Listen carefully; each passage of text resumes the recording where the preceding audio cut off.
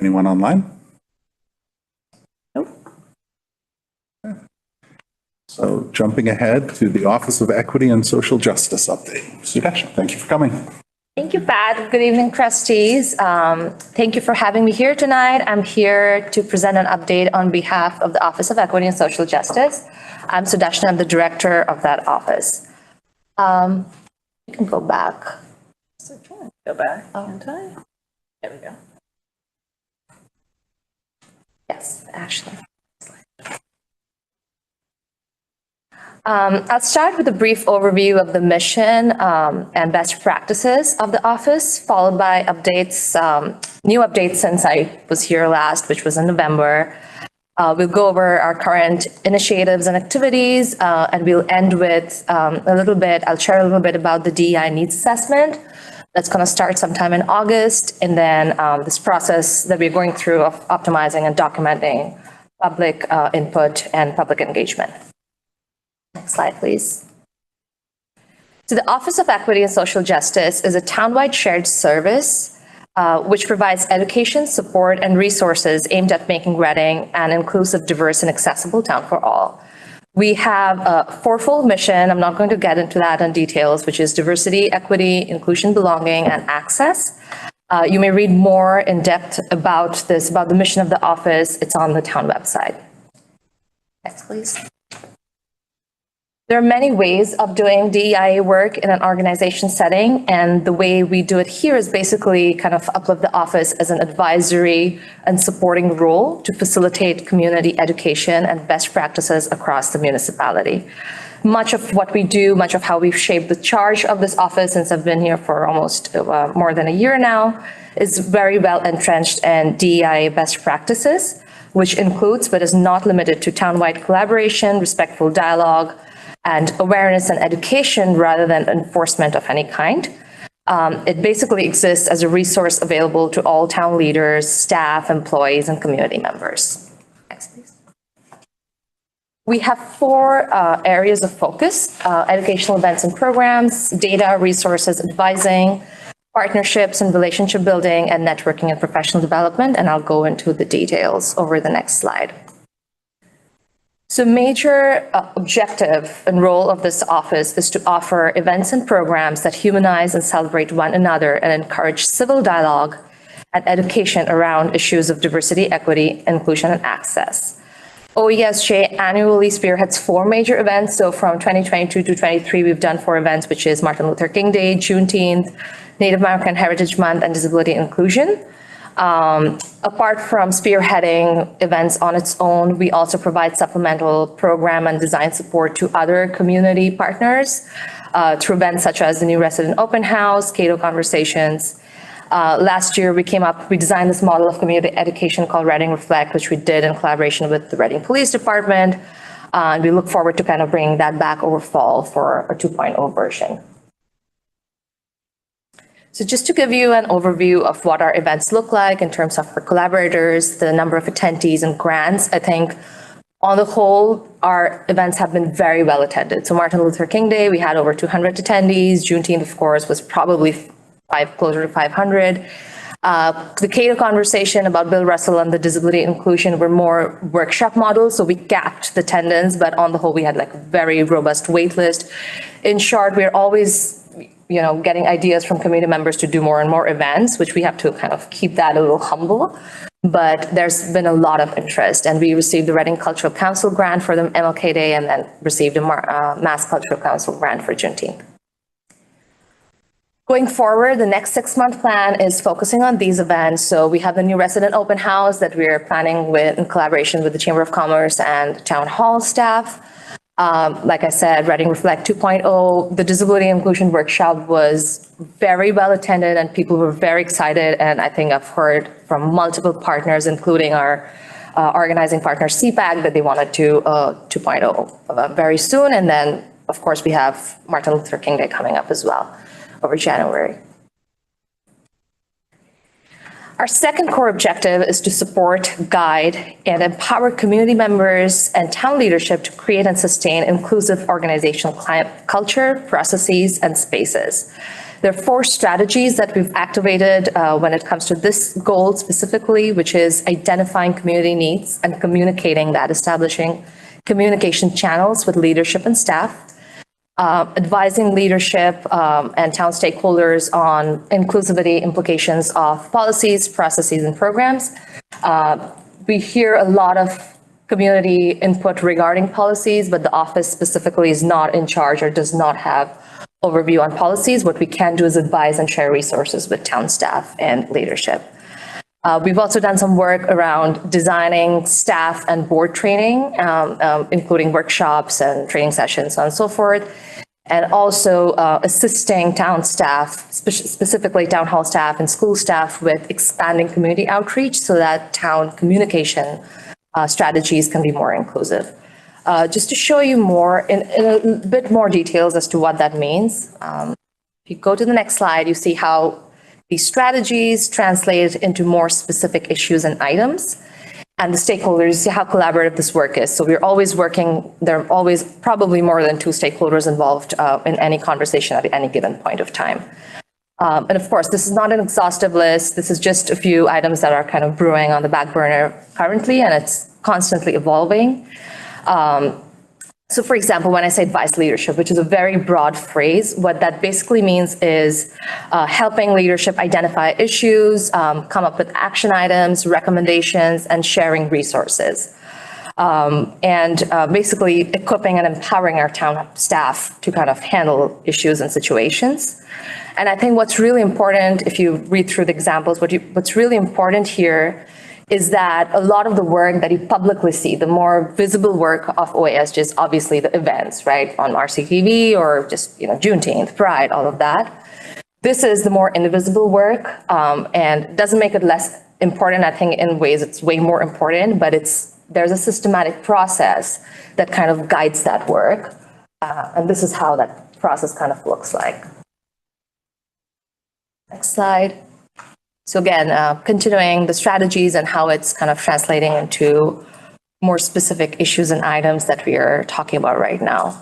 I think one of the things that's been very interesting is looking at, for example, like the health needs assessment, which the public health director is kind of overseeing.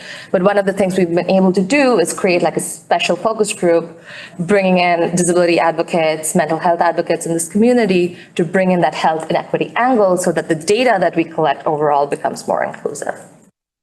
That's just one of the examples. The third focus area is probably the foundational part of this office, which is relationship building and trust building. The idea here is to build bridges to connect all voices in meaningful and civil dialogue while also strategically amplifying traditionally, historically marginalized voices. And a lot of this work is, we have to keep nurturing it. It's long-term, it's in continuance. I think we've done a really good job with creating PAIR as a model of building community trust and community education. We have multiple levels of engagement and conversations with stakeholders and partnerships we've established since last year, and we continue to kind of identify new stakeholders. One of the things that a lot of other towns and of course employers are doing are basically providing connection spaces. So like we've spoken with Elder Services about creating support groups for LGBTQ community members, or creating employee resource groups for minority staffs or women employees, for example.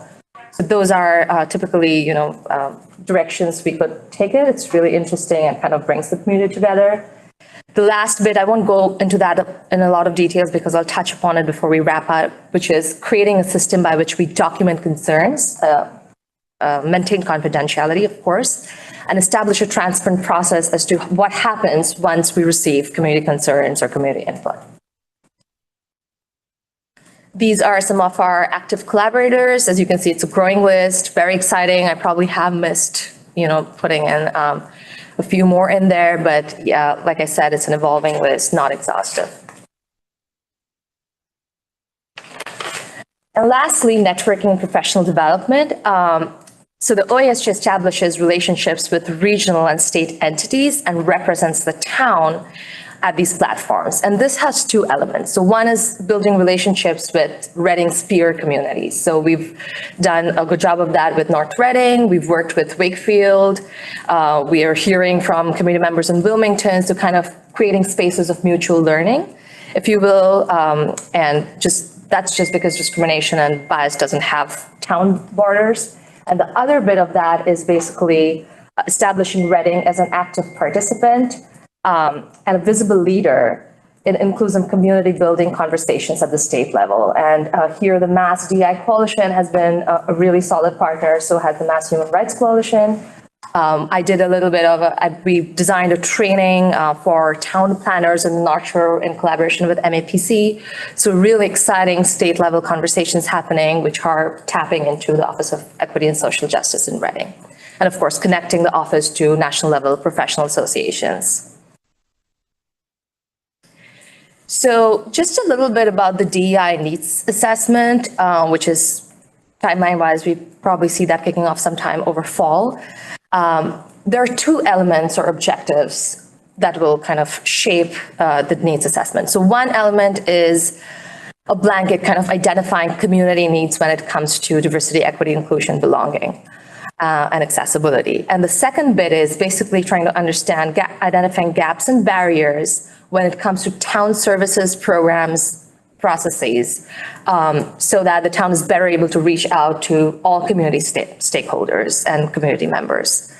The needs assessment does not include the schools. School districts typically do their own needs assessment, and we've checked in with Dr. Milichevsky. So this will primarily focus on the town departments, including the public library. So just to give you an example of things that we would be looking into would be like at Reading, we do a ton of community events. So we look at how inclusive is the community event planning process. Another thing we could look at is how accessible are community town facilities and spaces, how welcoming do these typically feel?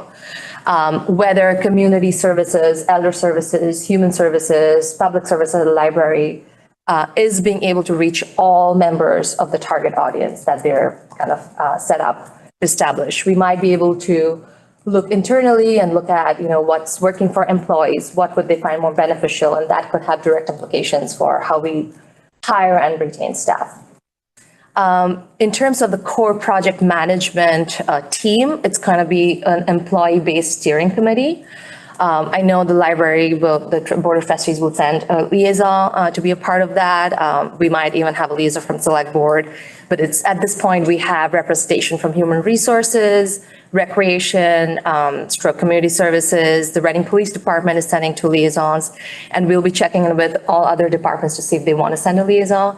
Probably we'll get somebody from DPW for sure, and then of course, Reading Public Library. The kickoff meeting it got pushed back. We were supposed to start in July, but the consultants are having some staffing issues. So the kickoff meeting will start end of August. We probably see that kind of spanning over 8 to 9 months. In terms of the format and the process, very standard compared to how other needs assessment happen in town. So we'll have a survey, we'll have personalized interviews, focus group conversations, both with the community as well as with employees internally. And that will be accompanied by educational public forums. I think one thing that will be really crucial for us to work with in terms of planning and launching this would be to come up with a communication strategy, just to make sure that we are reaching every pocket, because this is a DEI needs assessment. So we want to be hearing from as many people as possible, especially if they have lived experiences to share. And we could probably utilize volunteers via pair and creating like an outreach group to do that as well. Lastly, I'll conclude with that. So currently we're working on optimizing a process to document all data that comes to the Office of Equity in terms of community feedback and input. So we hear a lot from the public, whether it's a situational issue around a policy or just more on a sustained day-to-day basis, which is great. I think there's a lot of interest. People want to have a conversation with the Office of Equity and Social Justice. So that's always good. It touches upon a wide variety of things, ranging from an event or ideas about additional events and programs, or like I said, any situational issues, workplace, organizational climate, or even policy. When it comes to policy, that's where we have to steer clear because I hear a lot about policy at the, the select board level, for example, and that I don't have direct authority over that. So typically what I would do is just communicate that out with our town manager. But basically, I think what happens is a lot of times, because like I said, it's the invisible process. So a lot of times we hear feedback about, oh, well, we shared this input, but nothing's coming out of it. So we do want to systematize this process and say that, well, these conversations are happening at the back pocket, and it's internal work, it's long-term work, and it ranges from anything from me having an informal conversation with a board or committee member or an employee, for example, to more kind of sustained long-term goal building process. And then we identify action items and then implement it. We hear, like I said, we hear wide concerns and input about a wide range of things. So I think the first step is always to systematize that process, and we are inputting that data into SurveyMonkey. Most of the times feedback or the input comes through me or comes via the library. Sometimes it's just out there in the open, it's on Facebook or whatever. But I think it's really important for us to document that because that's still our data point and it helps us optimize our process. But typically, if I get any kind of feedback, my best practice is to identify the issue, identify stakeholders who are involved, and kind of sit down for a feasibility conversation with the stakeholder as to what could be done, if there's interest in collaboration, kind of addressing the issue and how we go about doing that. So that's typically the public engagement process, which is, again, incremental. It's an emerging process and a working process. And that's it. And I'm happy to take questions from trustees. Thank you. Anyone have any questions or comments? Anyone want to jump in? What do you, I guess, I know you've done a lot of listening, a lot of coffees.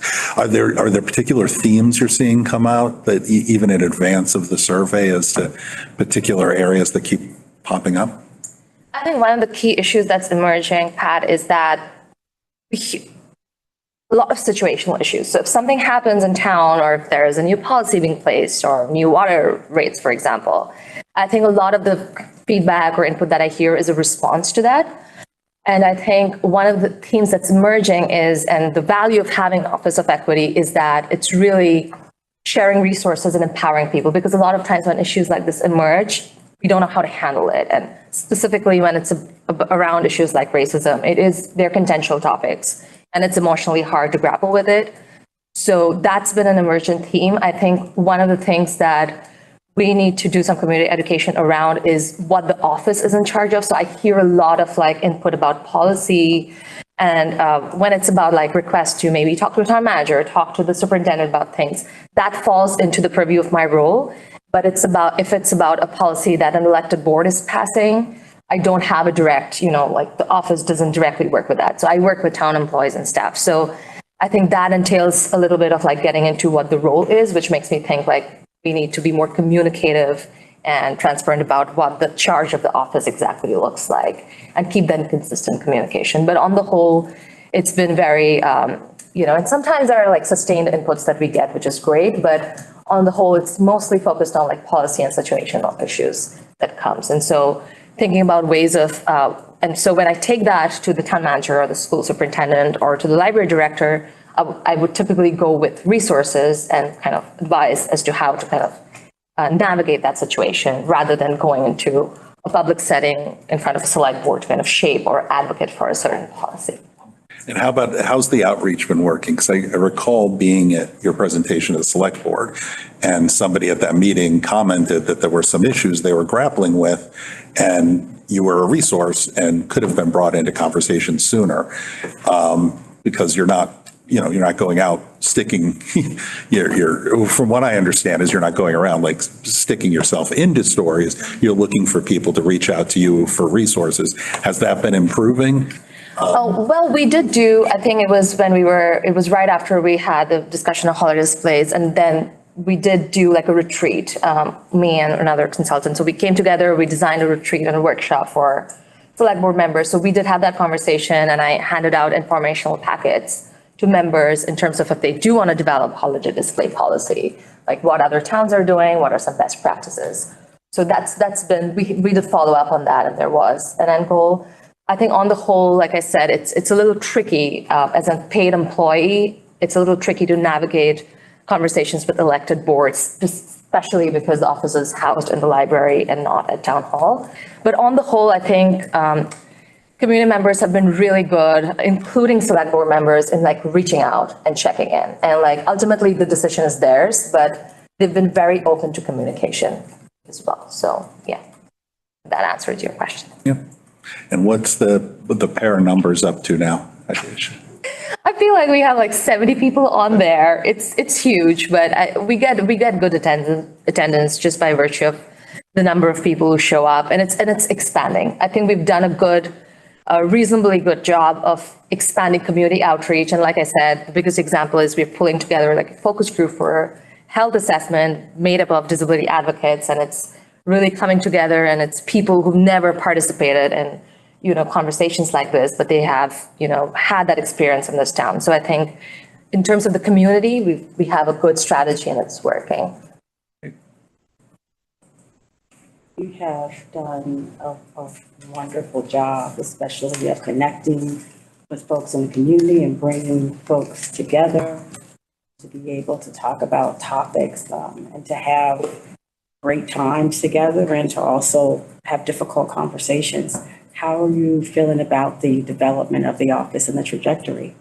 Oh, I feel like it's my baby, I think so many of us, and I've said this consistently, I don't think it's just me. I think working in the library, Amy, Michelle, our leadership team in the library, solid partners, our town manager, school superintendent. I mean, it has to be an effort townwide. And I think I see that. And it's not perfect. I don't think any town can claim to be perfect in this work, even towns which have been doing this for like 5 years now. But I think we have leadership, we have like my colleagues in town hall, amazing partners. I mean, just see how we came together for something like Juneteenth. I think it just shows that it's like a shared community value. And I feel like we've done a good job of doing that together. So yes, optimistic feelings.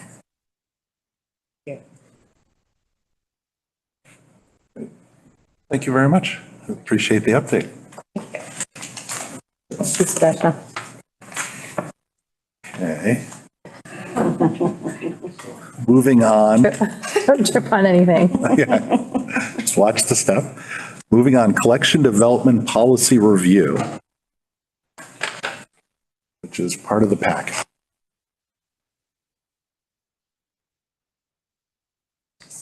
And this is for discussion. I may. Thank you again. So in your packets, you have a copy of the current collection development policy, and along with that is the request for the Library Bill of Rights, which is Appendix 1, and then the request for the actual form for request of reconsideration of materials and the form. So as you know, we are very good. This board is extremely good at reviewing or at least taking a look at the policies. So a lot of times they don't need to be changed. We have actually a very strong collection development policy, and based on recent events and activity, there's really nothing substantially that the staff, the head of collection services, the assistant director, and I have felt that needed to be changed or updated. For the policy itself, there is a proposal to add the language to this, and also the actual request for reconsideration RFR form. Language to the effect of, once a decision has been reached on a request for reconsideration, the title in question is ineligible for further reconsideration for 5 years. And then that to be added to the RFR is just a note. So that is on the main document. That is the only recommended change. On the request for reconsideration, it is more of a process, but it is part of your policy, is part of the policy. there are two, there's one that's not here that I was going to just put on the table to discuss. But the first two, one's about the sort of the moratorium on 5 years, once it's been there. The second is, actually, I think this might be down farther below as well, but to very clearly state in the document that pursuant to state law, all documents and emails received by a public employee or board are considered public record and unless it falls within one of the state exemptions. And please be aware this may require releasing certain information, including identifying information such as your name. There's no way we can't release, it's not protected information when you submit this. So the instinct or whatever the recommendation is to put that in there clearly, that this is a public document. It doesn't mean we have to publish all that information. It just means that it may be available on request. And that was added at the bottom as well in two places. Does that mean it has to be requested or not? It just means that we're not obliged to, Secret? we cannot keep it a secret, but Okay. we're not obliged to put it on a banner and fly it across the sky. We can use our discretion with that. If a specific request for public records, FOIA, or whatever, comes in and says, I want to know who filed that, yes, we must provide that. But we have no obligation to provide that information at the outset. Do we have an obligation to keep it secret? No. Okay, so in other words, you want the person to know that once they submit this in a public manner, Yep. their name is subject to being out there. Yes, it may go out there. Okay. So it's just sort of fair warning, I guess. Sort of an FYI. Yeah, and I think, on all of the emails you all receive from me, I have something in my signature that says the Secretary of State has determined that whatever in this email may be considered a public document. And it's sort of just that sort of same disclaimer. The other language that's not in here that I jotted down after reviewing some other documents and actually frankly reviewing some of the questions that we got would be to consider language that in the actual request for reconsideration, not in the collection development policy, but in the request for reconsiderations, to add a statement probably right under, please return this completed form. You'll be notified when the board is scheduled to review this request. Please note this item will remain in circulation, in the circulating collection during this reconsideration process. I do know that we had several questions. Why is this book still on the shelf?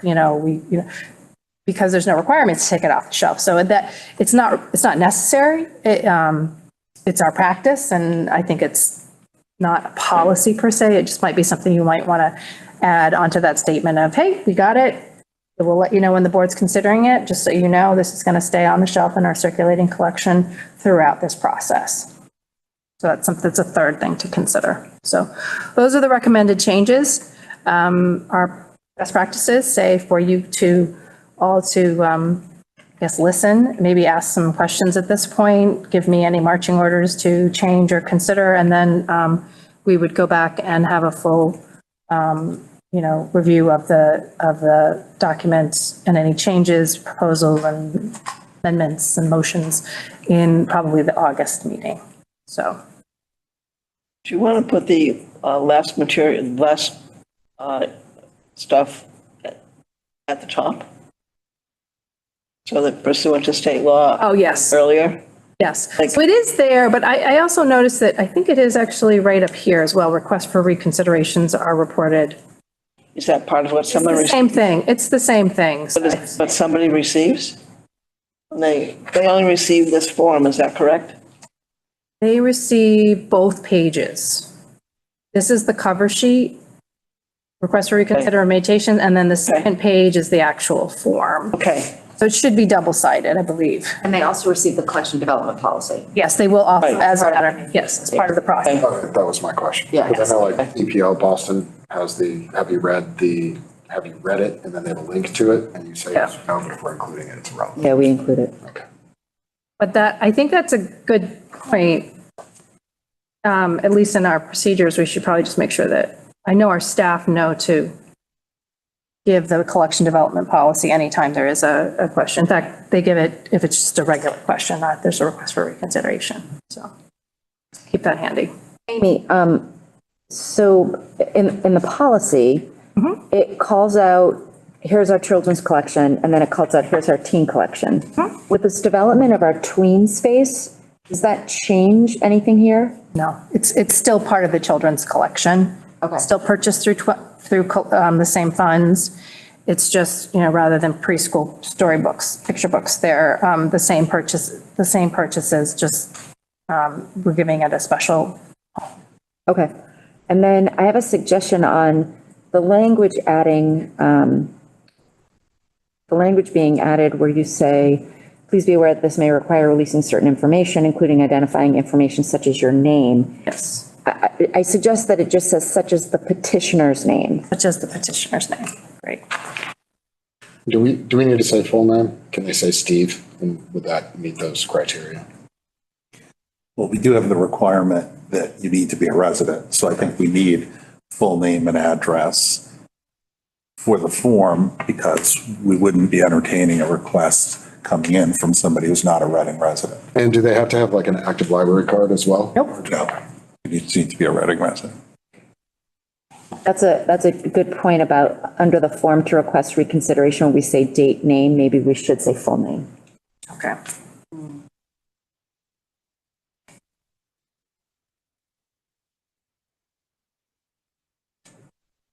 One thing that is not in this policy, but I believe some other towns may do, have a different policy, which is more of a two-step.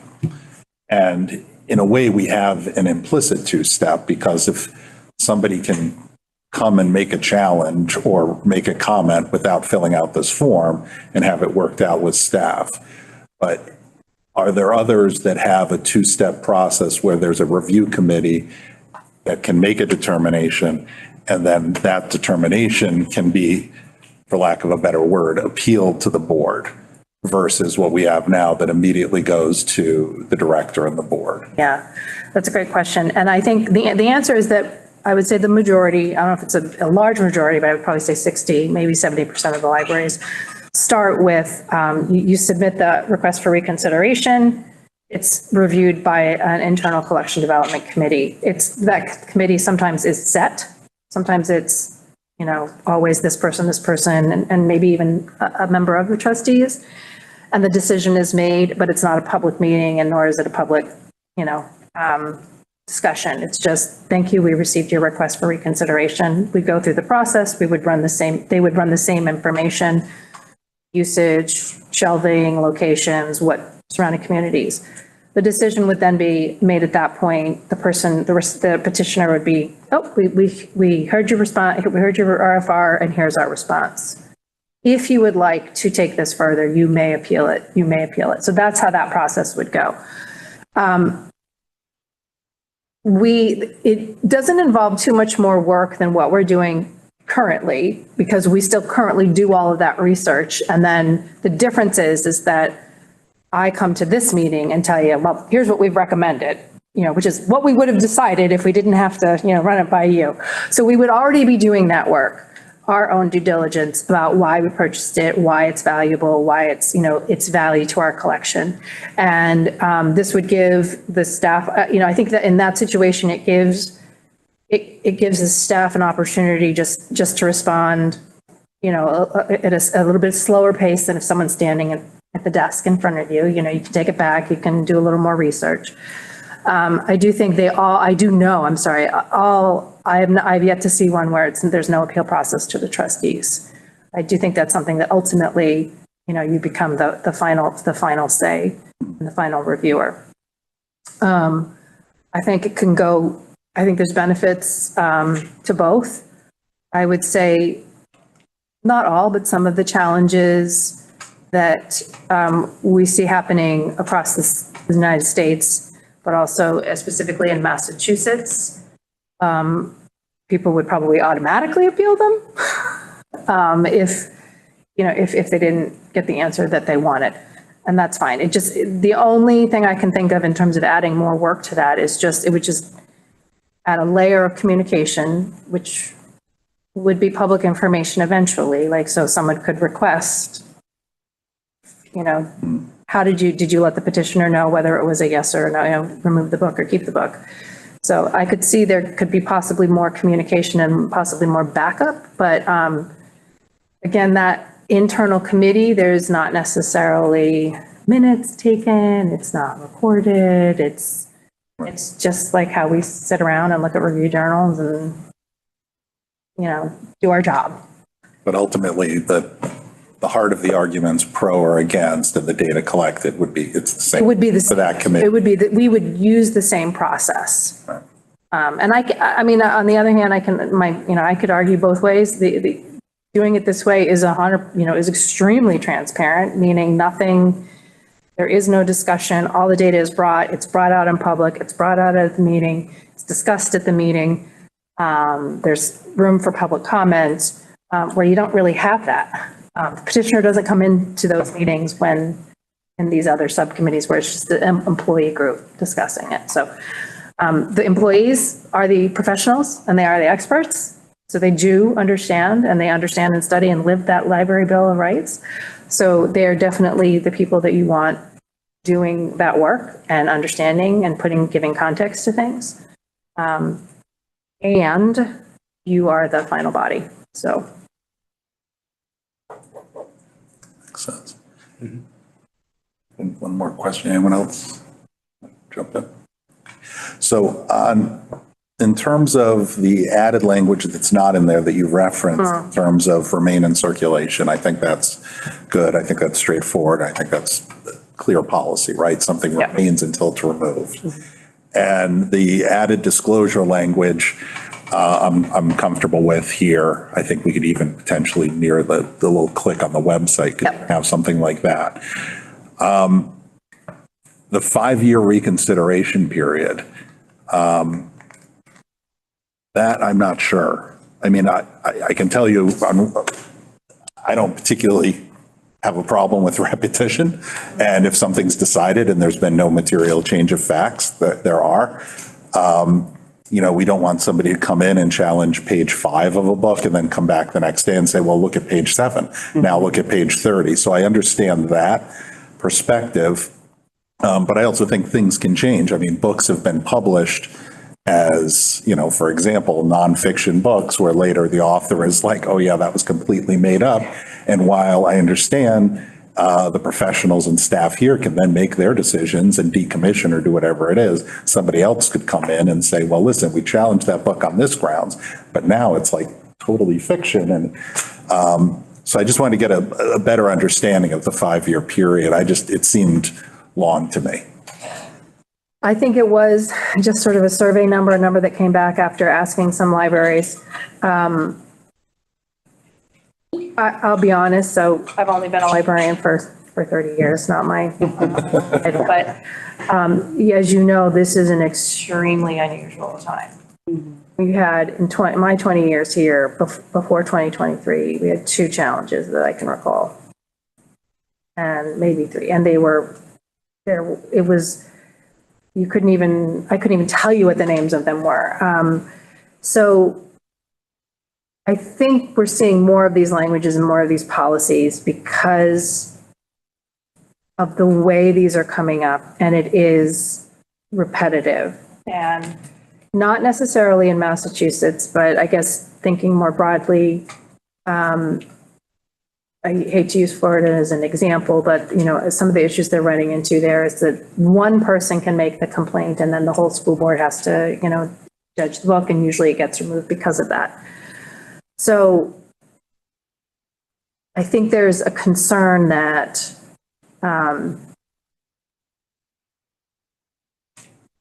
we want people who are doing this to genuinely, want to do this and not be doing it as a pestering technique or a distraction technique, so that it's meaningful.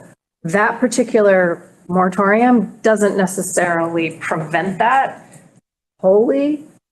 It just might slow it down a little bit. We have seen that language being added to policies on a fairly regular basis, but it's not by any, stretch of the imagination. Like you're saying, it could just be like, yeah, we just saw that last year. No, we're not, we're not acting, we see it. Sorry. Here's the disposition. The disposition is exactly the same thing it was last week and the week before and the week before. Do we have any evidence that we're going to get repeats? Not yet. So, I mean, it could be something that you could hold on and then consider for a later date.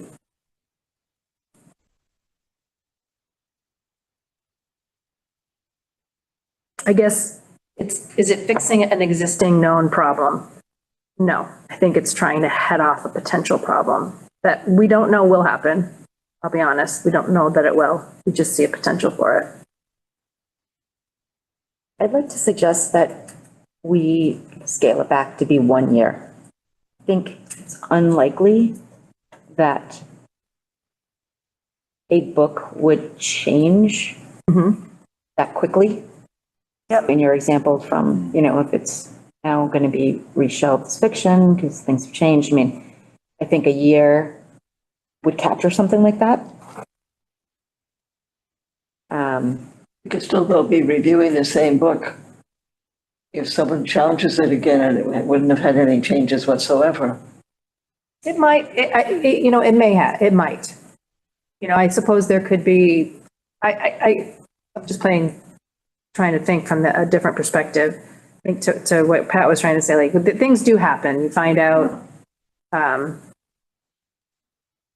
maybe something egregious about the author or something they did, or that, is somehow associated with it. Thinking of the guy who wrote the book about himself being a Holocaust survivor when he was 4 years old, and it turned out to be a fiction. Right, yeah. So I mean, in that case, is the question, what is the person asking? Oh, if they're asking us to take the book out of the library, or are they asking us just to move it to nonfiction? And that's the other thing, right? So the first pass might be, I want you to take it out of the library. Well, fine, I'm not gonna take it out of the library. Well, second pass might be, now I really think you should at least move it to a different department or. I'm guessing the library staff might do the same thing. Correct. Without having anyone say to them. Correct, absolutely. You guys ought to do this. Absolutely, absolutely. So it's, we definitely assess those things. That's one of the things we consider when we think about the longevity of any title.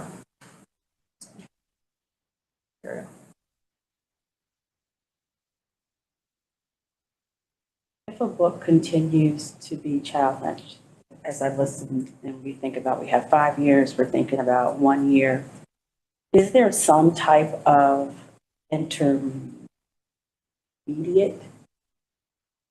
way of discussing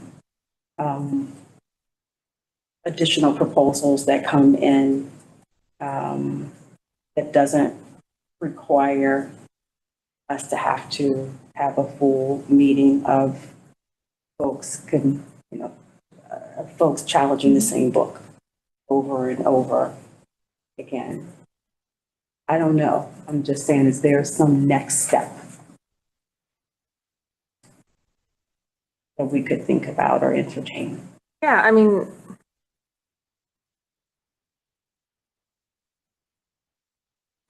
so as a board, you make your motions, and the board that you have today in 2023 can be completely different than the board you have in 2033, right? So it can be a completely different set of people. So number one, whatever you decide to next month could be changed. Sure. But I guess we could check with town council, but I think you could put something in there to say, maybe it's not in the policy, but when it's the book itself, if it comes up, like it's come up for the third time in the year, that you say, here at this Board of Trustee meetings, we have reconsidered this we have received a third reconsideration for this, and we will not entertain additional things. You know what I'm saying? In this particular book, at this particular time, we will not recognize, additional challenges or appeals or whatever you want to do for, a certain amount of time. So it's not a blanket according to the policy.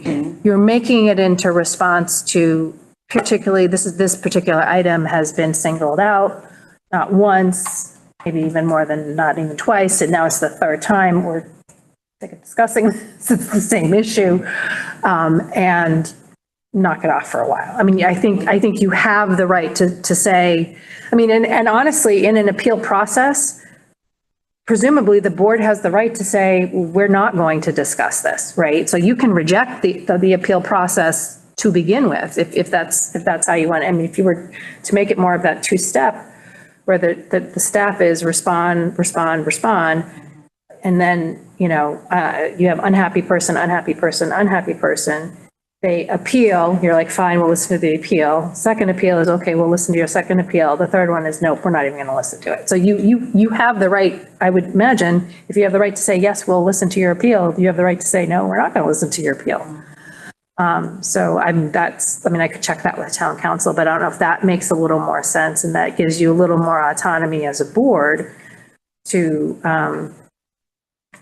and maybe that's where working in that two-step process, a more formalized two-step process, the staff, staff committee reviews and responds, you can appeal and the board may hear your appeal, that kind of thing.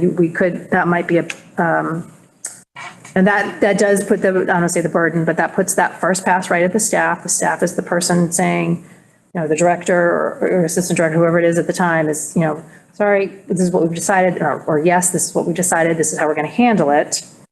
And that's the main communication, perhaps being reported out to the Board of Trustees saying, oh, last Tuesday we handled a situation and an item was challenged and the petitioner has been notified. We will let you know if there's an appeal. So that could be at that level. Then you have that, oh, it was appealed. I lost anyone in my hypotheticals with no exact.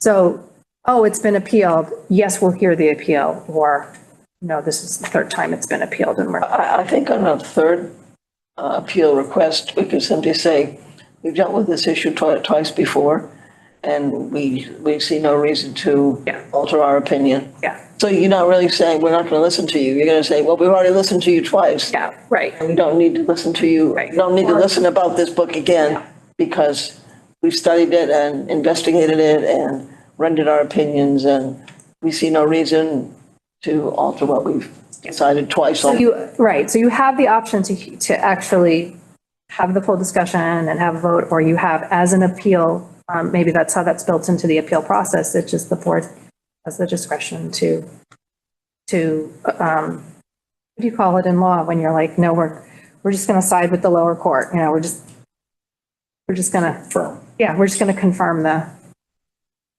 I think creating a different policy for repeat requests would require just that, actual policy written out, because once the form's done, we've got to follow this. Yeah. I guess I just personally don't really have a problem with a repeat request where there's no material change in circumstances, just saying it's been addressed. We don't necessarily it'll be a quicker overview of the metrics on data. But on the flip side, if something materially changes with a book, well, one, it's going to be considered here by staff anyway. But in the event it isn't, that somebody would have that ability. But I also don't have a problem with, if we get a request for genderqueer tomorrow, just, adding it to the next agenda and saying if there's been no material changes, because we're not considering, at least in my opinion, when we get a request to remove material, we are not considering that request strictly limited to whatever arguments that person's making. We're taking into account those arguments, but we're looking at the book as a whole and we're looking at the collection policy as a whole. So it's not a matter of, well, I challenged this section, but not the other section. We're looking at the entire thing. So our decision is going to be broader. So I mean, again, until I get 15 requests for the same book, my view is I don't really have a problem if there's been no material change, just considering and rejecting. And if we have a case where, okay, we've got to stop talking about this book, putting a policy. But I mean, the 5-year just kind of jumps out at me now.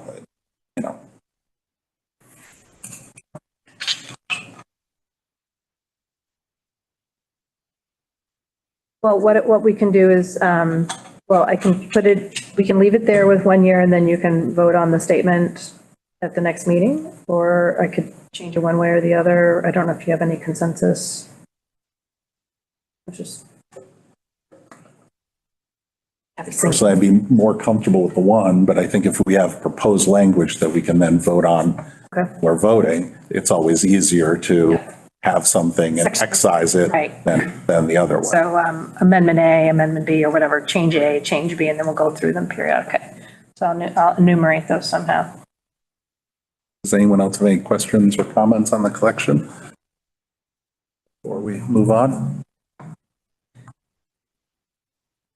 Okay. I guess, I'm sorry. It wasn't clear to me if we're going with the two-tiered approach. Oh, yeah, is that something you want to consider? I don't think so, I think we're sticking with the policy. as it is. Okay. I appreciate the information on the differences in the two-step, but I think at this, we can always reconsider at another I time. was going to say, you can always go back. I'm actually, I like, not say I like, I do appreciate the transparency of the current process.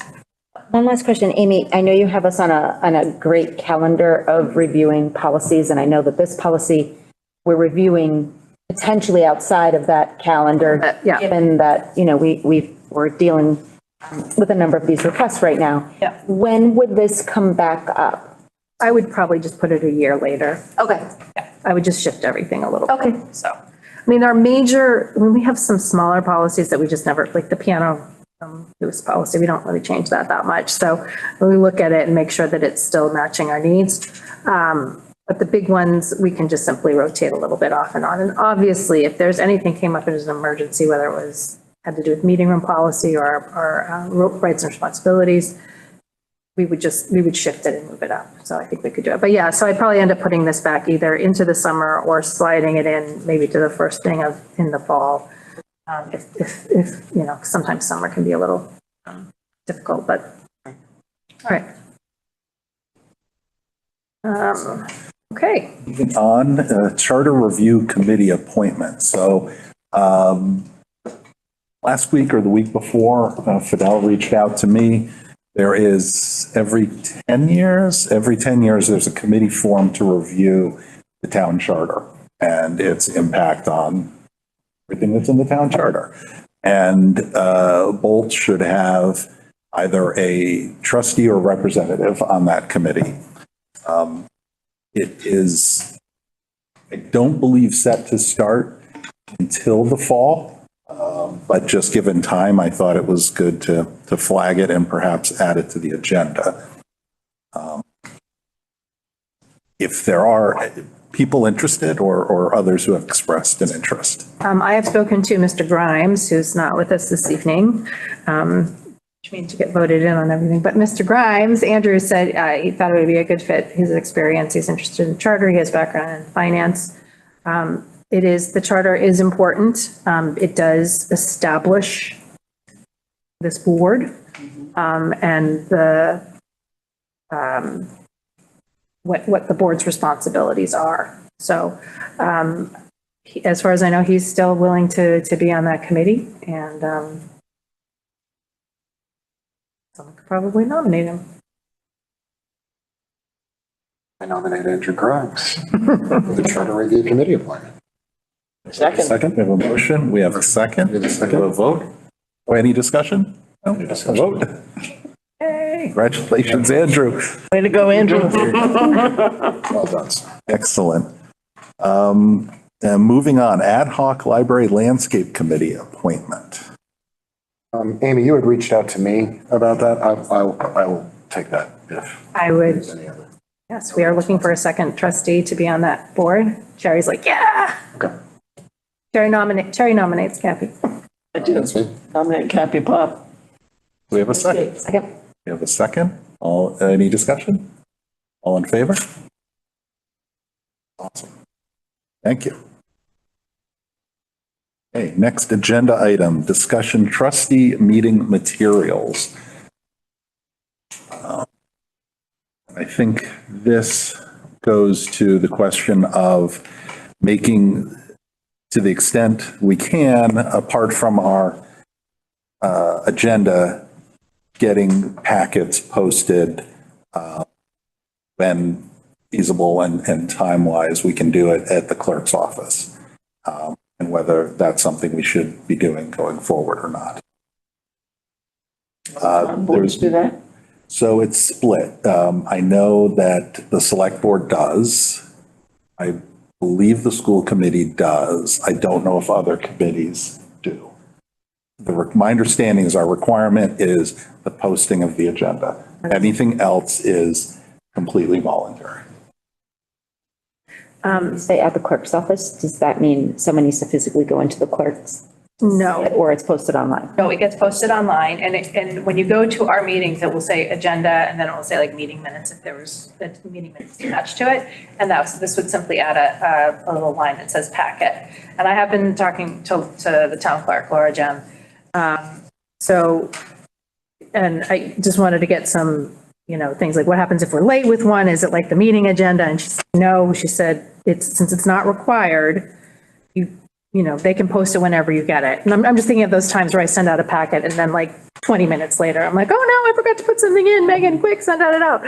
So we can take our time and make sure the packet that gets posted is the actual packet. So if we miss one or if we lose one or something, there's no legal problem. And the town clerk posts it the same way they post the agenda. So that gets posted to the town website and a copy goes over to Laserfish, I believe. So that's the home of it.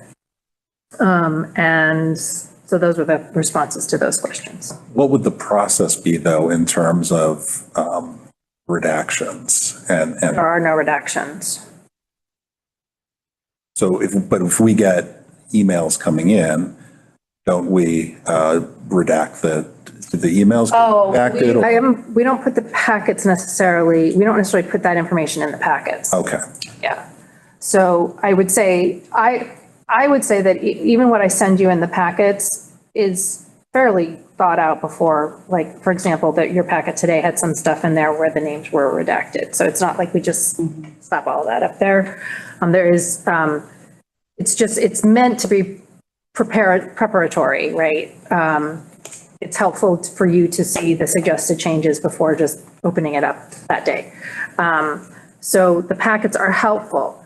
And yet there's completely a great argument to say, you guys are the only one who gets to see what the financial reports and all that other stuff are ahead of time.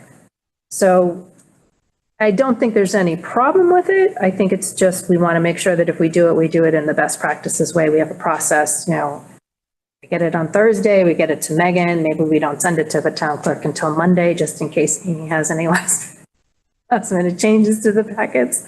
So we come up with a process whereby the packet does become available before the meeting, or at least to download before the meeting, would be my recommendation.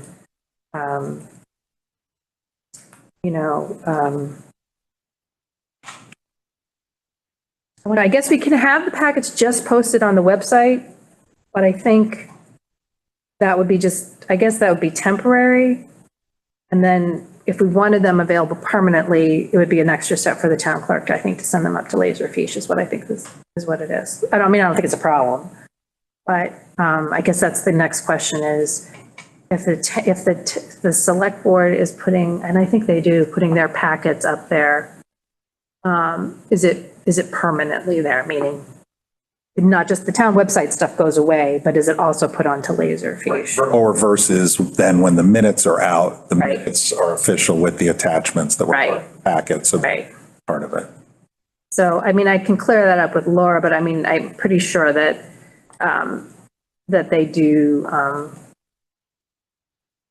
pretty sure the packets are available, and I can research that, so. So one point of clarification. Yep. You were talking about how would it work for redaction, and Amy, you said the information that comes in for public comment is not included, but it is. When we've received RFRs, we've included that information in our packets. When we've had an email from Girls Rising saying, do we have permission to show the movie Brave in the library? That hasn't been in a packet. That's part of your director's report, and you come to us with that request. Yeah. But the RFRs have gone into the packets. Yes, and I think that just the typical practice would be to have, particularly, I think the RFRs are a separate issue because you may, and I would say the standard practice for any of that is to redact anything that would potentially be made public and have it available only upon public records request. I think we do have a duty and a good practice around protecting privacy. And, it's not, we can't hide certain things, obviously. We are legally obliged to provide them upon request, but it's like I said, there's no reason to put it up in flashing lights for everybody. So I remember at one point, like the select board, any email you sent was on there, and your email, anyone's. and they've stopped doing that because it was long and it was, some of it was like spam. And so I think to that point, I don't recommend putting all those trustee emails. I think if there are things within the trustee email box that need to be addressed, the secretary or whatever, or the person checking the mailbox, whoever's checking it at the time, can bring it to the attention of the board. And it can be presented as an attachment with redactions as needed. My particular, the name is one thing. I do think that if you're making a public comment, you kind of have to give your name. My issue with things like emails is, or sometimes people have their phone number in their signature, and I'm very reticent to put anything out without being required that has someone's email, personal email and personal cell phone address. So like, or street address, maybe, I don't know. Street address you can find in the street list, but telephone numbers and emails are something that it just seems like if we have the ability to just white it out, then we can just white it out. That would be my recommendation.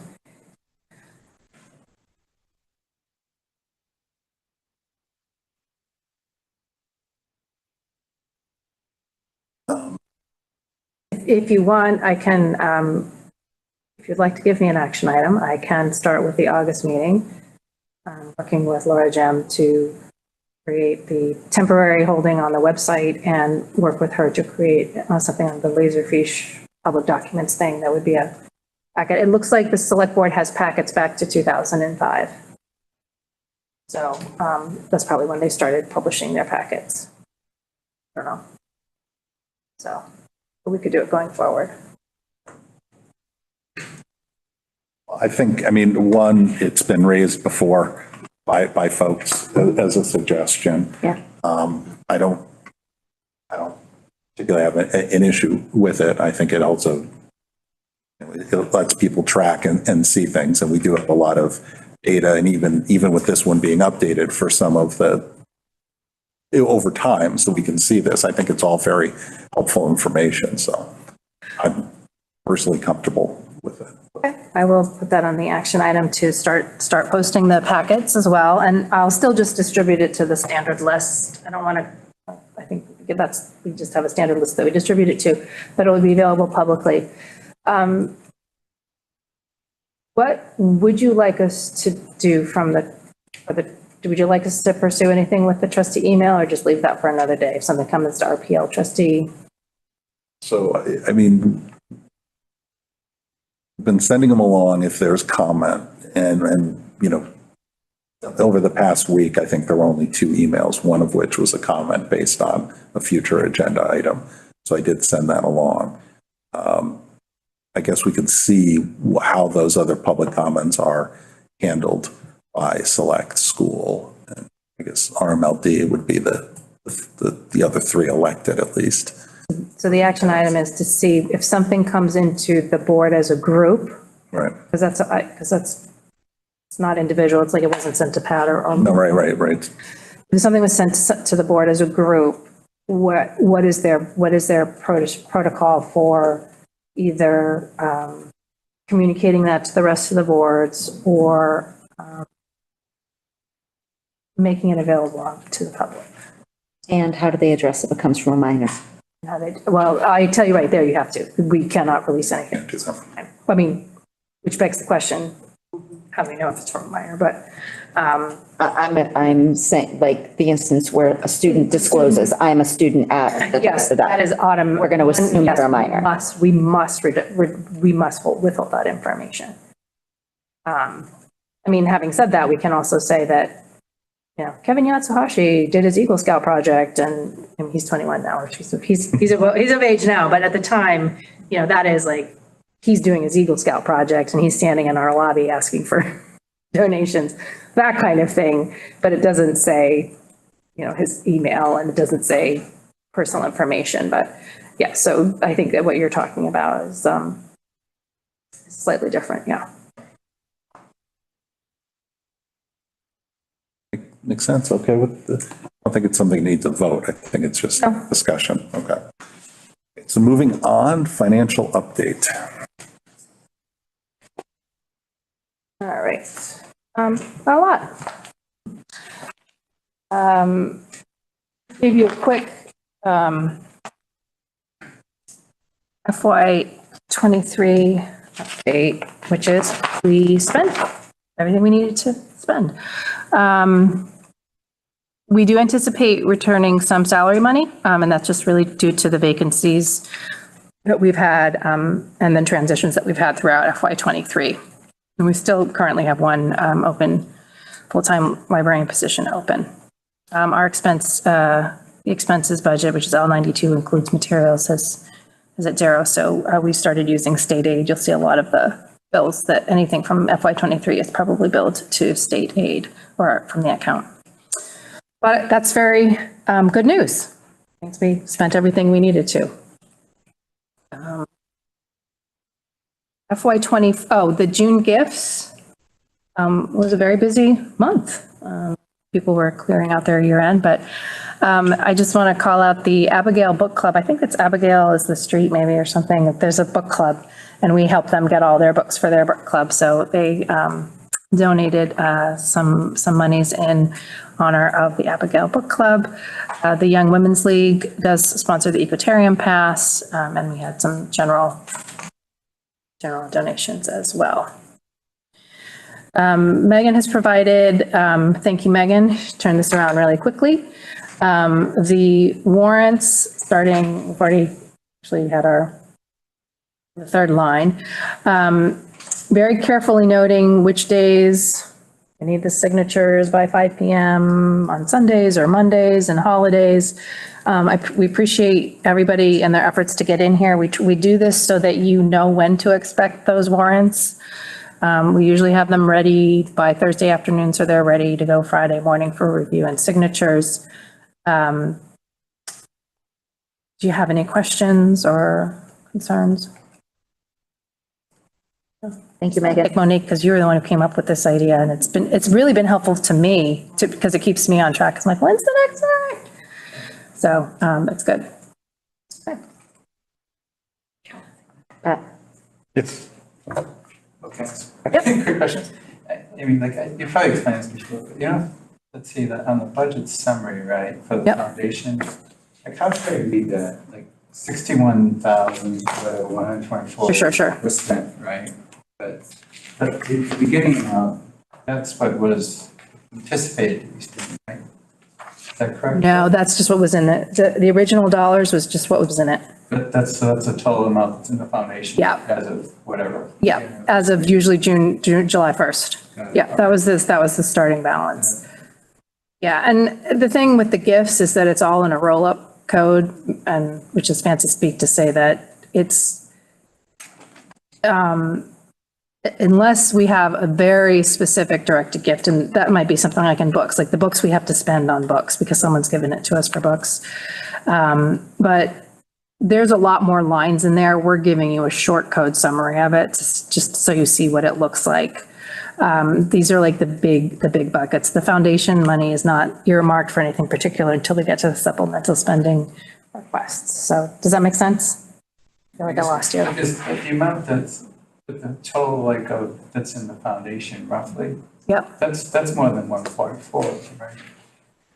The foundation itself has more money. Yeah. That's the money they have given us. That's our accumulated gift from the foundation. For this fiscal year. No, total.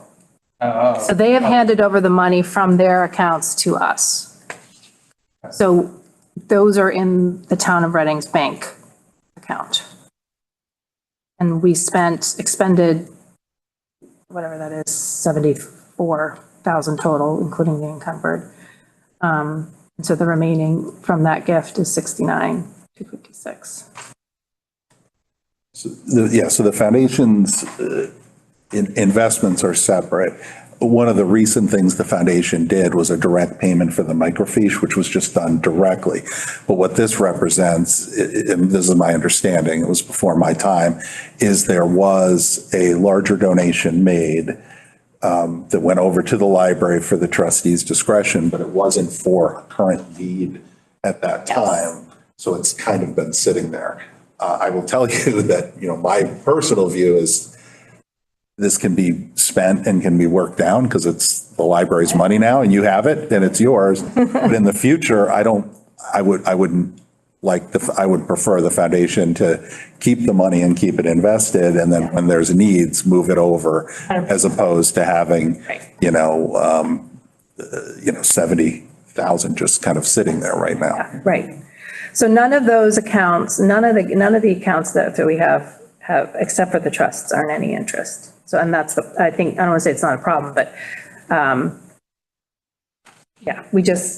I think because the building was so new, we just didn't need a lot right at the beginning, but they were like, just in case you did. So it's their holdings. The goal is to get the total amount for gifts down to a smaller amount and spend it on appropriate. So, but there isn't like a required amount that the foundation has to turn over each year, like from tax purposes? From a tax purpose, there is, and I don't think it's per year, but there is a requirement under the tax code as to what is done. So, I know part of this, not this past year, but the year before, I think there was 15 or 20,000 that was given by the foundation that went in and then got added to that line item. But there is a requirement. The treasurer of the foundation knows the ins and outs better than I do. Thank you. Yeah.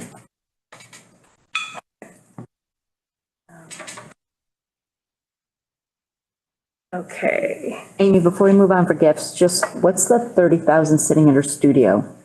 That was earmarked for the studio. So we can use, I was just actually speaking with the IT today. We have 2 iMacs in there. They're 6 years old, going on 7 years old. So it's probably time to actually update those, get them with new systems. One of the wish list items for the studio is probably a large format printer, if not also a vinyl cutter. Those are just 2 things that we're finding in public libraries, because people want to print a poster. They want to print a map of something, that kind of thing. It's not as difficult to maintain as something like a 3D printer, which requires a lot of stuff.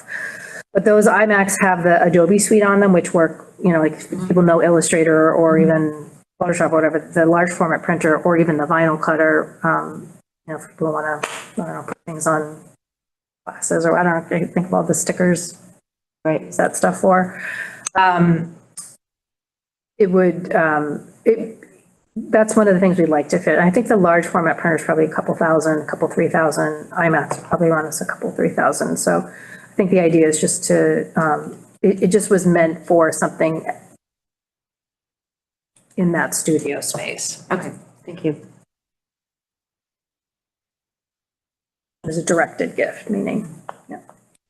That's a good question on the state aid. Yeah. Because later, when you're discussing the Yes. fiscal year supplemental spending for 24, there's the talk of the state aid. I forgot what the term was, but it's basically the accumulated reserves. It's not really reserves, it's just try not to spend it kind of money. Okay, so, but is that reflected in the current balance of the Yeah. 5? Okay. Pretty much. There's no set number or set, like, it's not like the finance committee where they want 10% of whatever, or 5%.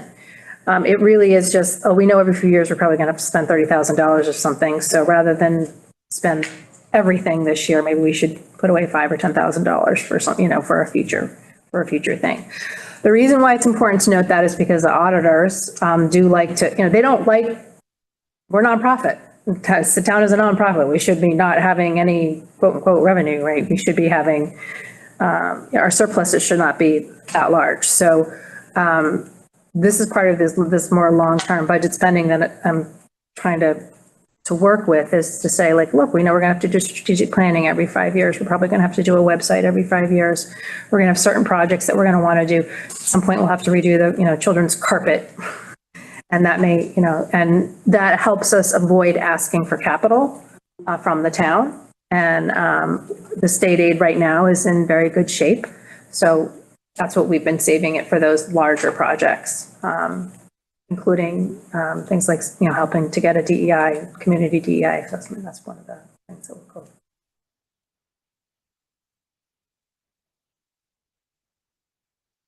Are there any other questions? I will kind of go on to the supplemental spending for, in case anybody's watching. I will share the screen. I see. Thank you.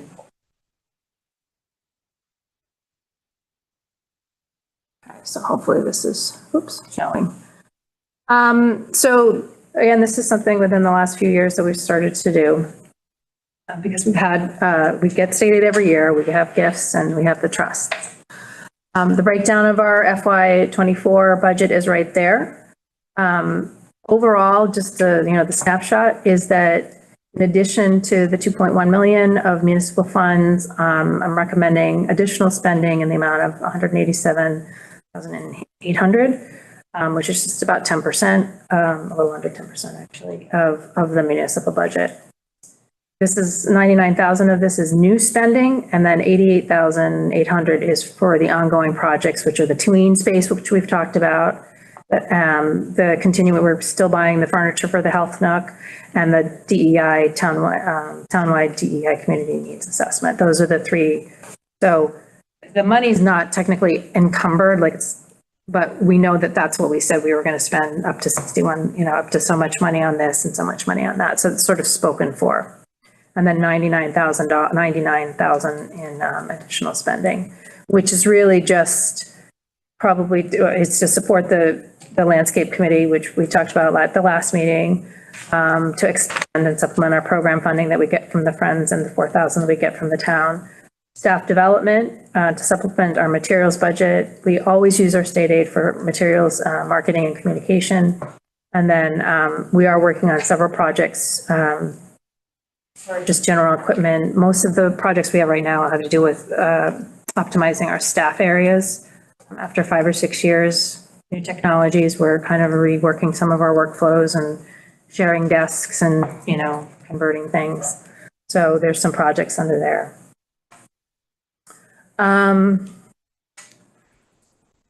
Getting down to the numbers.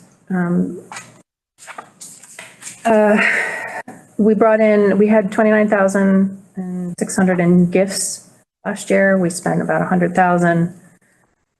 We have, at previous meetings, approved up to an additional $2,800 for the Health Nook. You approved more than that, but we've spent some of it already. It was, I believe, is not to exceed 65,000 on the tween area. We've spent about 4,000 on that with planning so far. It's pretty safe to assume that we probably, without, unusual bequests, somebody just leaves us money in their will, or, there's some large, I don't know, for some reason, gift, or outside the foundation, I guess, we probably receive about $9,000 a year on average. Sometimes it's much less, sometimes it's much more. So, but that's about how much we probably would get in each year.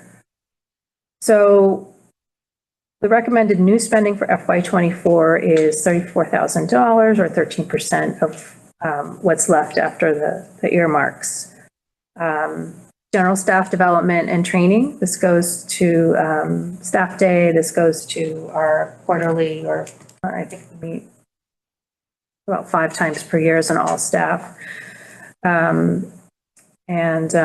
Additional programming money, about $11,000 for community programs, adult and teen programs, and for children's.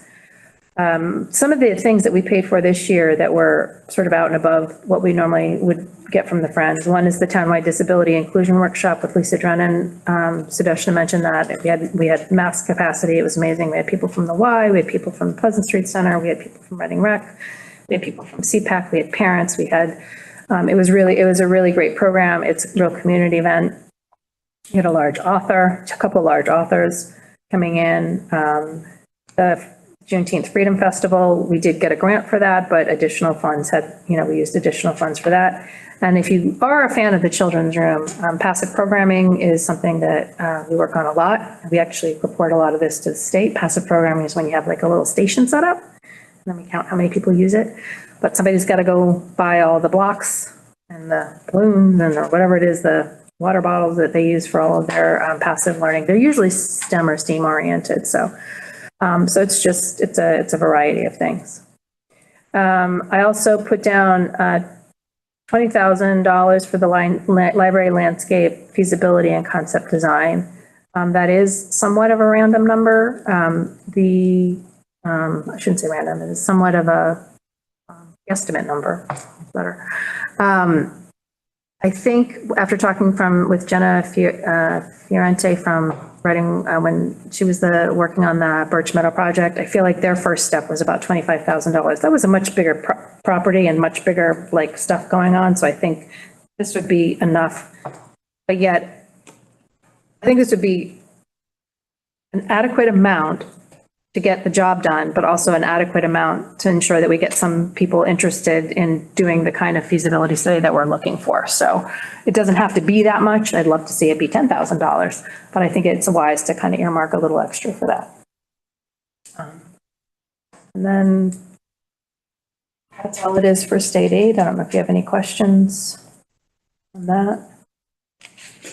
I'm sorry, gifts. And that moves us to state aid. We had a big jump in state aid this year. We had 43,000 awarded in FY22, and we had 52,000 awarded in FY23. I was actually a little surprised by that. I wouldn't count on it. It's state aid. It can vary from year to year. This is where it kind of gets into the quote unquote reserves, meaning I recommend having a little cushion of a certain amount of money, probably at least $30,000 in case something comes up. As of June 30th, there's a balance of like $92,000 in there. The auditor does not like to see that. The auditor's like, you get the money from the state wants you to spend the money, and that's true, and we should be spending that money.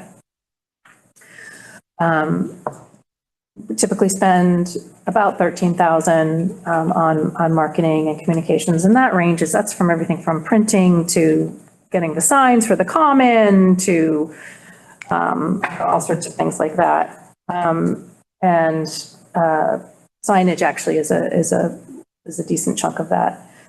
Materials, I do want to supplement. We have a 13%. The town gives us the 13%. I also know that we can also spend more. Specifically, I see $5,000 from state aid going towards sort of the special, could be library things, more likely the microfilm digitization and museum passes and things like that. Equipment and furnishings, again, those are work areas. We're just, we need to replace some desks, need to upgrade some workstations. We're looking a lot at ergonomics right now. We have 4 public service desks that have to have people of all shapes, sizes, ages, and abilities sit at them. So it's important that the monitors and the seats and the drawers and accessibility. So we've been having discussions about, there's a few things we need to replace there. That would really, I think, improve our accessibility there.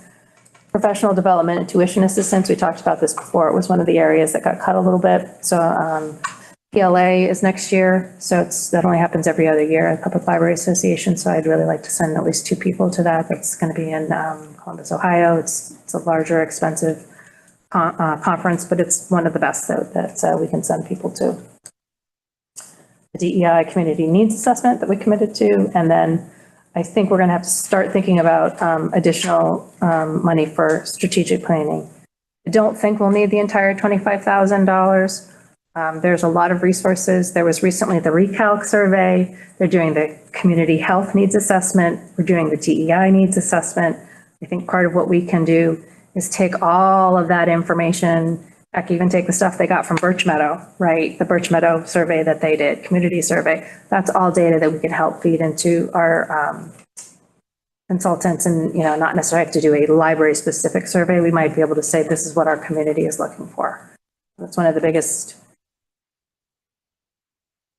and most important things when you're trying to do a strategic plan is not to say, what can the library do for you? It should just be, what do you need? And then the library figures out how to help you get you what you need. So that's state aid. Any questions about state aid or gifts? I move on to trust. And finally, trusts made money this year. Woo! Oh, I'm sorry. Can I go back to state aid for a minute? I'm sorry. I just want to explain something too. This year we received, in FY23, we received state aid in the amount of $52,743. That's the money that I see as available for FY24. And so I'm always planning, I'm not going to assume that I'm going to get $52,000 in FY24. I don't know if that makes any sense to any of you, but I'm using what we, each year I use what we received the last year as the planning for that next year. So it just keeps us ahead. So that way, if for some reason in FY24, the state drops and says, oh, we're going to give everybody half of what you got in FY23, I don't have to worry about that until FY25. So we can adjust it. So it just gives us a little bit of room for planning. But the trusts did make money this year, which we're very excited about.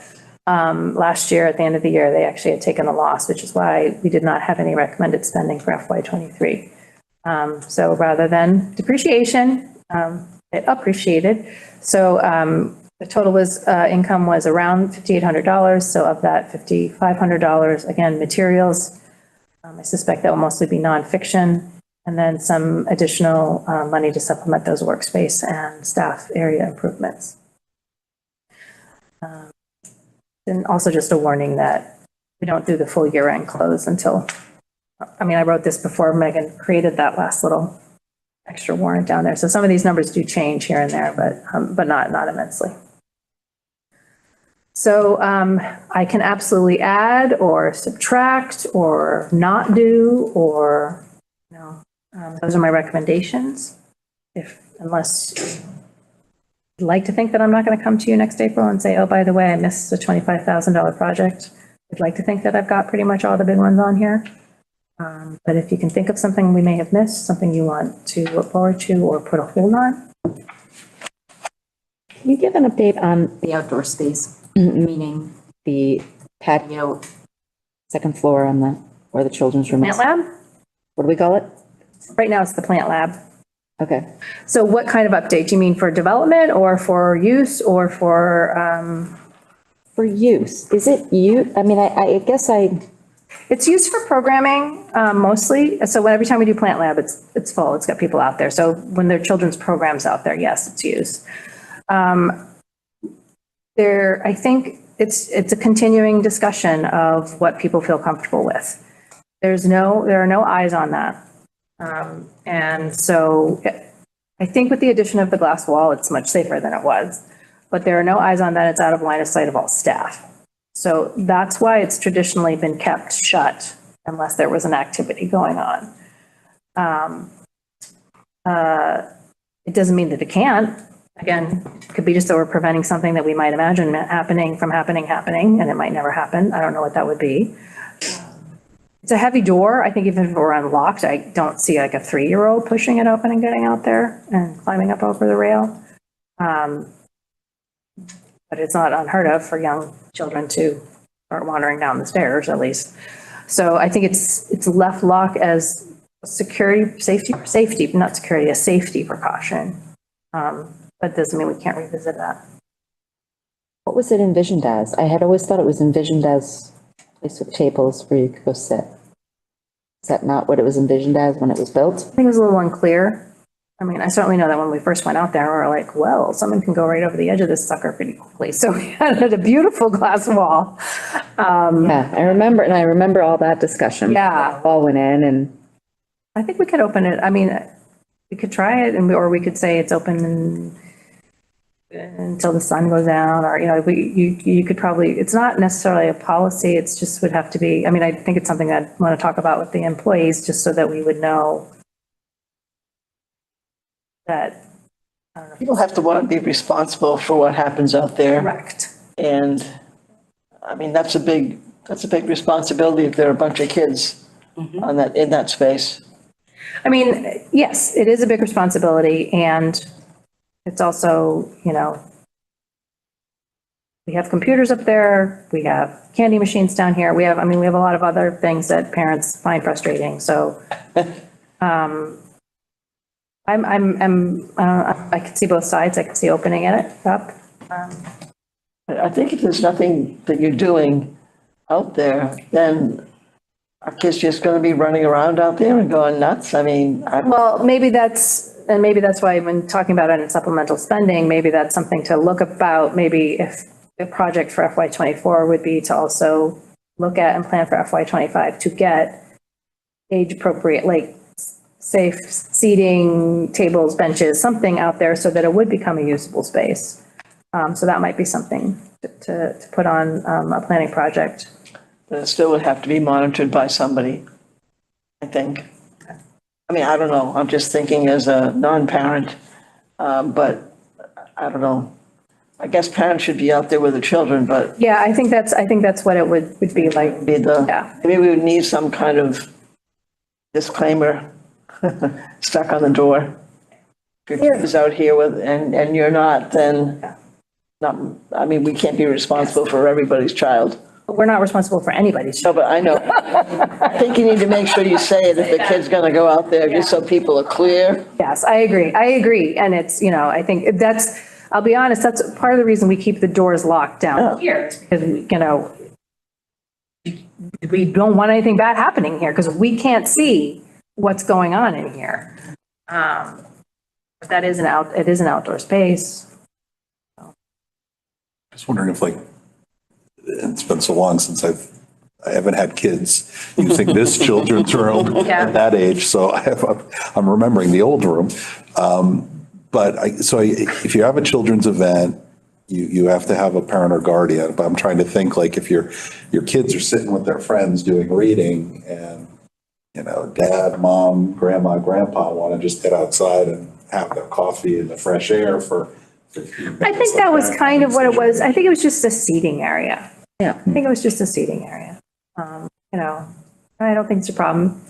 I think it was also just because there was a space there, we wanted to do something with the space that was there and not just let it sit there and do nothing. Yeah. So that was part of it as well. I will say the tables that are there, my recollection, are heavy. Like you got to drag them around, and I'm sure they're heavy for a reason, but. Yeah. So the kids can't drag them around. So kids can. Climb up on them and jump over. Okay. There's the reason. Right. So I guess that maybe I think that. Hanging on the glass. Yeah. I don't have. Just push it over here. I can stand up and see over there. I don't have kids, but I remember being a kid. I know, yeah. That's what I might have done, so. Well, yeah, so I think maybe that's something to think about. I can definitely add that to the list of, let's start thinking and working on it. I do think it's a space in the library that has potential. We're always looking for those places where people can sit and be and be part of the community, so. Yeah, thanks for raising that.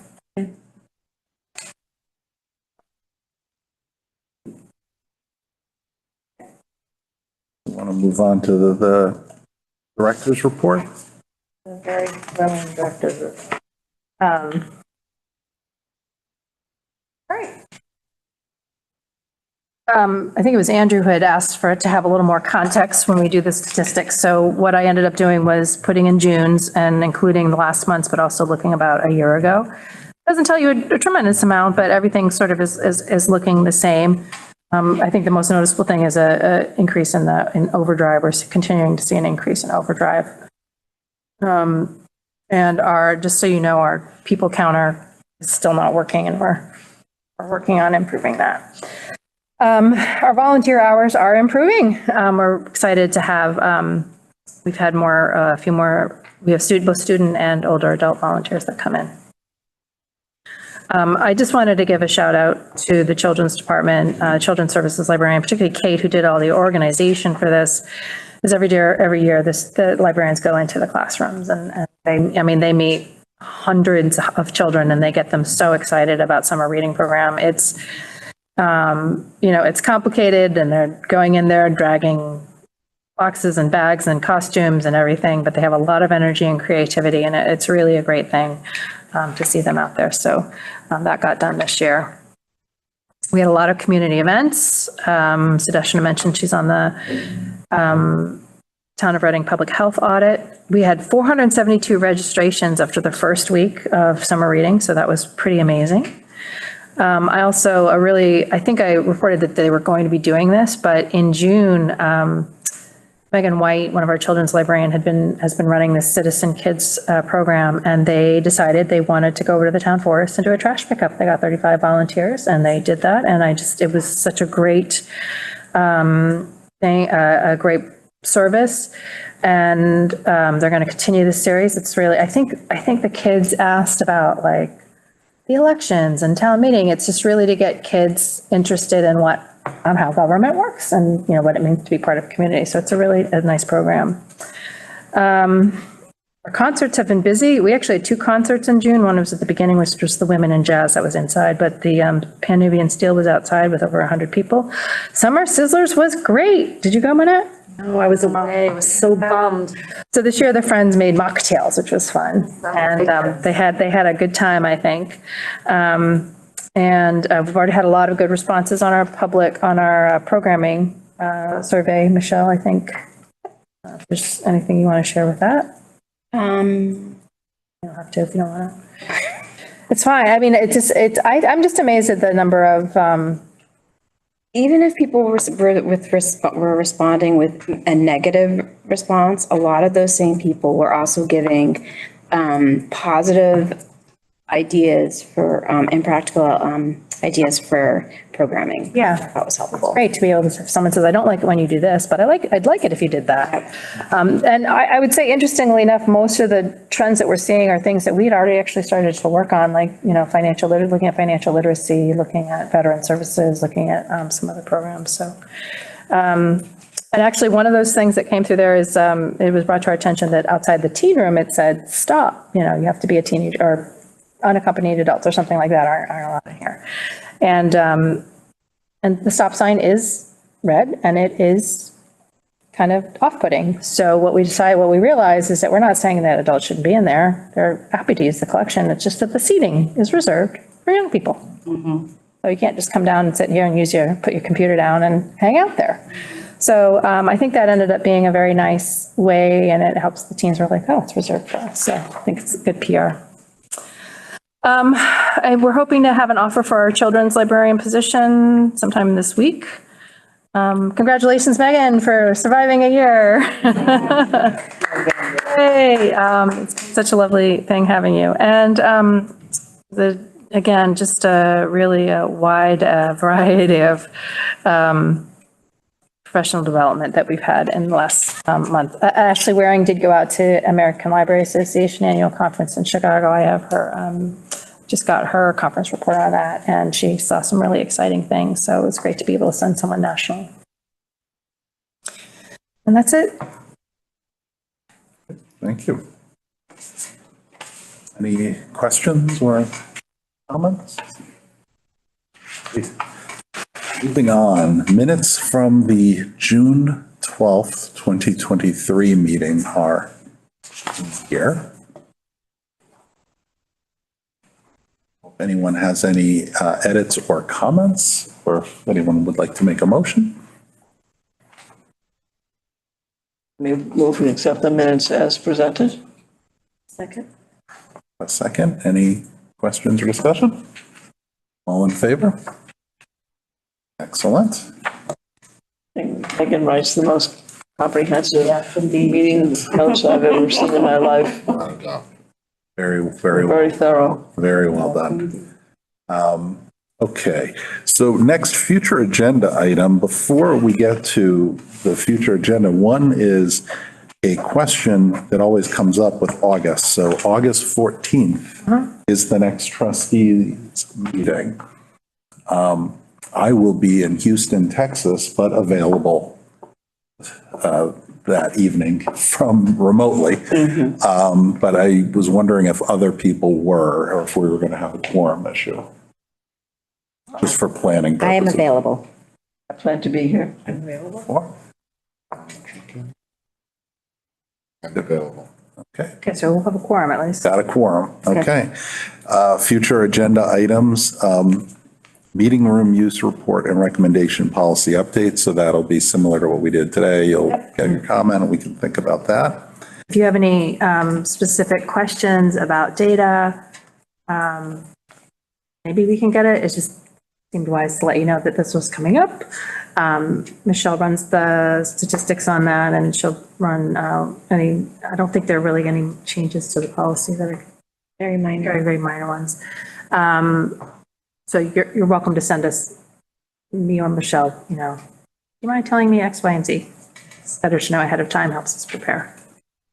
I need to go back and refresh my recollection on the policy. I think the only community concern I'd heard raised over the last year at some point was if there's a way to streamline the reservation process. It seemed to be physical and deposits, but I'm back. Oh, the money piece. That was just something that, if there is any feedback or ease of people being able to book it. I'm recalling at least one conversation I had with somebody who was like, oh, it was a little clunky. Maybe there's an easier way. Okay. And the last of the future agenda items is we have two requests for reconsideration. One, the Tricks by Ellen Hopkins. Second, The Best of Signed Mail by Sophie Bell. Those requests both came within the past week or so, week and a half. And similar to what was done at the May meeting, Amy and the staff will prepare the materials on both of the books, the metrics, the data, community information. And the idea is that we would now, if we have a quorum, be able to advise the people who've made the request that we'll be considering that at the August meeting. Do have 3 copies of Tricks here, if you would like to. We can have them signed out too. If you'd like to take them home and look at them, you don't have to. Just speak to me after the meeting. And then for the best of assigned mail, are those To work on those a little bit. working on those? Okay.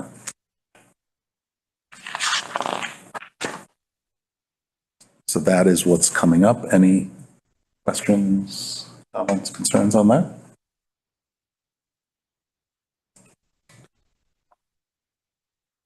I believe that will then cover our agenda for this evening. So there's nothing here that says we can adjourn. You have it in your power to start. Say, you can just, yes, you can just say, Did I hear a motion to adjourn? I move we adjourn. You have a second, right? thank you. No need for discussion? Thank you all. Thank you.